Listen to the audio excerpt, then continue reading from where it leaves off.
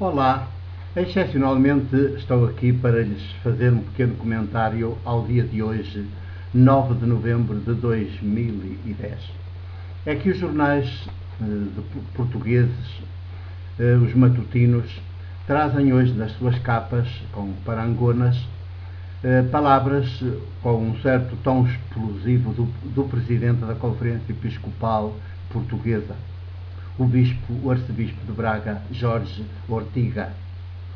Pois bem, e as palavras que os jornais transmitem, veiculam, têm a ver com uma espécie de artificial conflito com o poder político neste momento em exercício de funções, quer o governo, quer a oposição, com destaque especial para o acordo que PSD e PS, ao governo, fizeram sobre a aprovação do orçamento.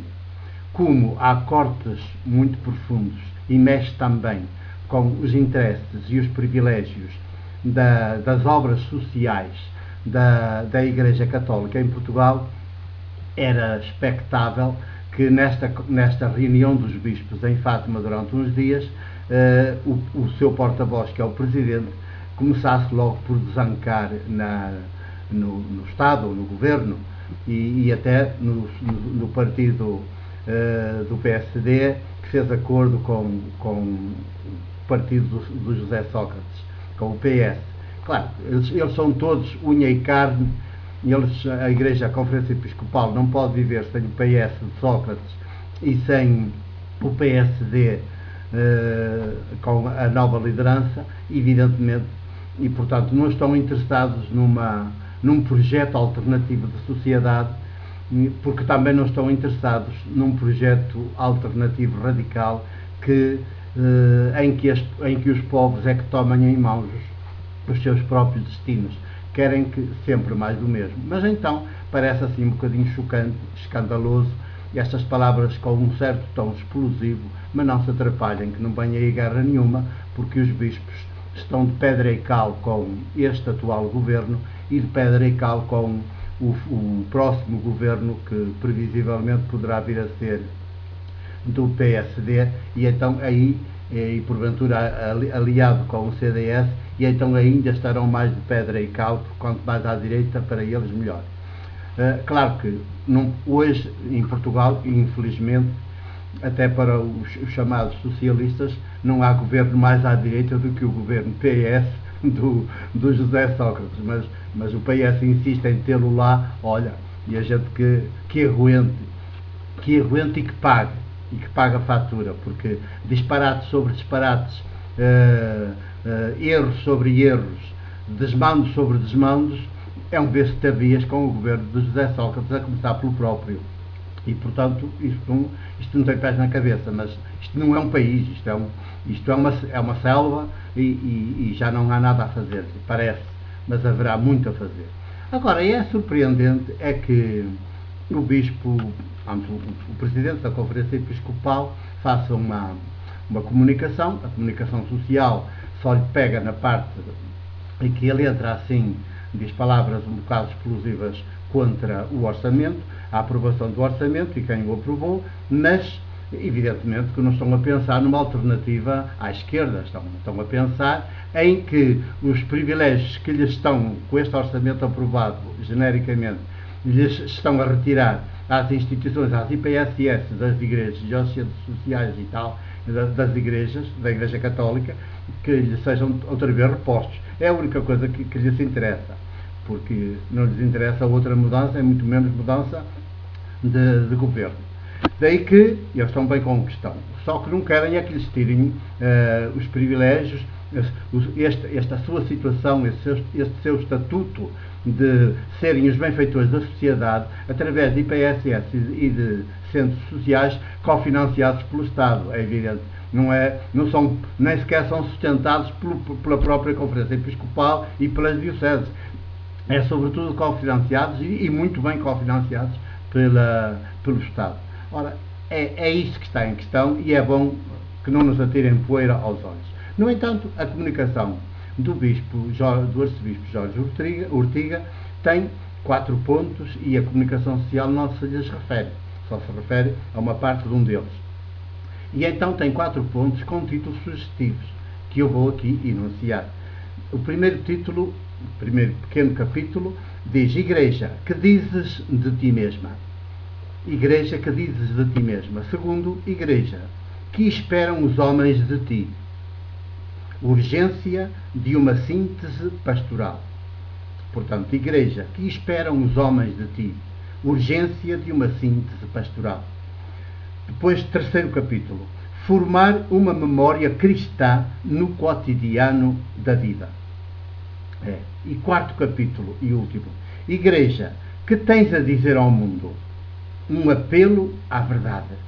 Ora, é aqui que entram as tais críticas ao orçamento. Mas bem, o que é surpreendente é que nesta comunicação do arcebispo Jorge Ortiga, ele até chega a citar, imaginem, Bertolt Brecht, para dizer uma pequenina expressão dele, tempos sombrios. Estes são tempos sombrios. E põe entre aspas e entre parênteses Bertolt Brecht. Imaginem, quando o presidente da Conferência Episcopal Portuguesa já cita Bertolt Brecht, como é que anda a confusão ideológica nas cabeças episcopais. Pois bem, Igreja, que dizes de ti mesmo? E é aqui que me surpreende de forma agradável, mas depois só falta tirar as consequências, e o arcebispo não tira e a Conferência Episcopal também não tira. As consequências da minha surpresa que vem neste primeiro capítulo da sua comunicação.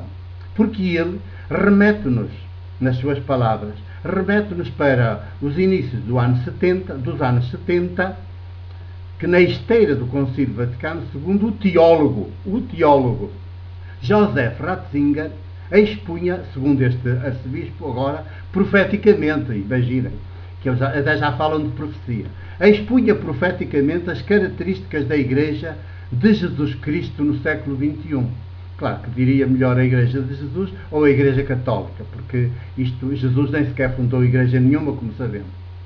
E então, cita Joseph Ratzinger em total contradição com o Bento XVI, que é o mesmo Ratzinger, mas agora travestido de Papa. Bento XVI. Em total contradição com o que ele anda agora a dizer e a fazer. Diz assim: uma igreja de crentes, como é que vai ser a igreja do século XXI? E agora cito: uma igreja de crentes, com sacerdotes que não sejam funcionários sociais. Vocês ouviram bem? Que não sejam funcionários sociais. Eles não são quase outra coisa. Mas homens que, a partir de Deus, se põem à disposição de outros homens com novas formas ministeriais e consagrando cristãos experimentados que permaneçam na sua profissão. Uma igreja que terá perdido muitos, mais pequena, sem privilégios, comunhão de pequenas comunidades, às quais só se pertenceria por uma decisão livre. Uma igreja que deverá começar completamente de novo. Palavras textuais do teólogo Joseph Ratzinger nos inícios da década de 70, na sequência do Concílio Vaticano II, que tinha concluído poucos anos antes, e onde a teologia de Joseph Ratzinger teve bastante influência na reformulação até inclusive da chamada do principal documento aprovado nesse concílio, a Lumen Gentium, que é a Constituição da Igreja, que eles chamam a Constituição Dogmática da Igreja. Não é bem assim, mas passa a expressão. Lumen Gentium, a luz dos povos. E é nessa Constituição Dogmática da Igreja que desaparece praticamente a hierarquia e fica o povo de Deus. Eu já vou prosseguir num segundo vídeo.